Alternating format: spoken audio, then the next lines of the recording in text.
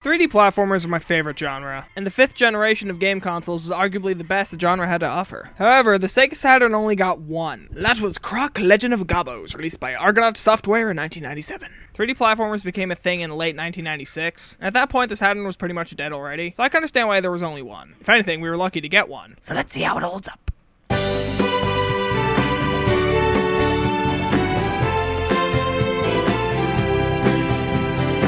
The first thing you may notice about the graphics is that they look fundamentally broken, and you would be correct. So apparently the developers didn't play test it, and this is actually how the game looks. However, there is a way to get the game to run as intended. So here's what you do. You start the game up, open the disk tray, wait for it to go to this screen, then boot up the game manually by pressing Start Application. I have no idea why it works when you do this. Maybe Pandemonium will explain it when he reviews it in 8 years. But hey, once you do all this, the graphics are actually really good. Dare I say it, the best looking 3D game on the Saturn. Everything about the visuals could not have been done better. Everything is textured, runs in a smooth frame rate, has surprisingly fluid animations, and a limitless draw distance thanks to those flat infinite planes the Saturn is oh so famous for. Perfect 5.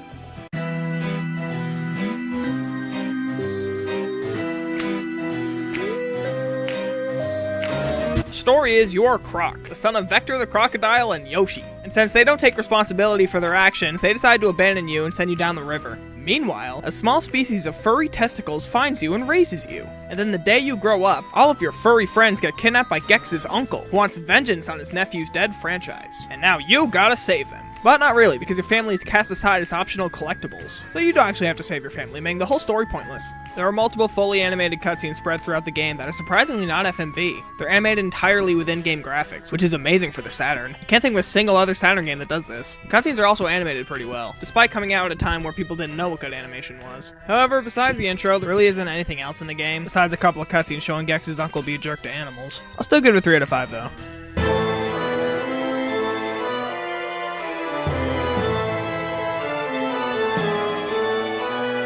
At this point in the 5th generation, sound effects don't matter as long as they're noticeably bad. In this case, they're not, so let's just talk about the music. It's good, it's charming, catchy, and brings the world to life. Croc's world, not this world.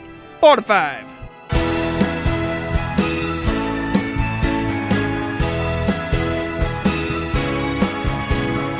The game features 4 worlds, each with several levels. Each level has hidden rooms and collectible Gobbos. But there's always a door at the end of the level containing the final Gobbo that requires you to get all the colored gems in that level to get it. Collect all Gobbos and you'll unlock a 5th world. All this equals to about 3 hours of playtime, which definitely isn't bad for a 1997 platformer. I would give this a 4 out of 5 as well.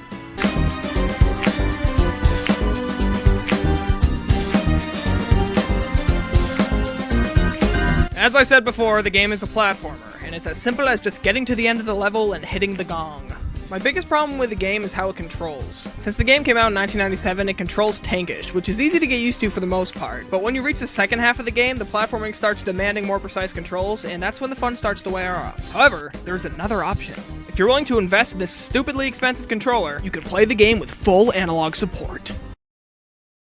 Yeah, this is even worse. Turning is way too twitchy, and the camera stays behind you no matter what. So I would just stick with the tank controls. The tank controls may be inconvenient for challenging platforming, but I gotta admit, this is probably the best tank controls have to offer. You can strafe, you can flip, you can do everything that is not moving freely.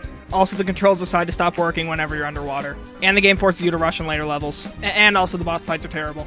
Also, every single time you go through a door, you have to wait a 4-second loading screen, which doesn't sound like much, but there's a lot of frickin' doors in this game. Also, how are you supposed to figure out you can climb this? 2.5 out of 5.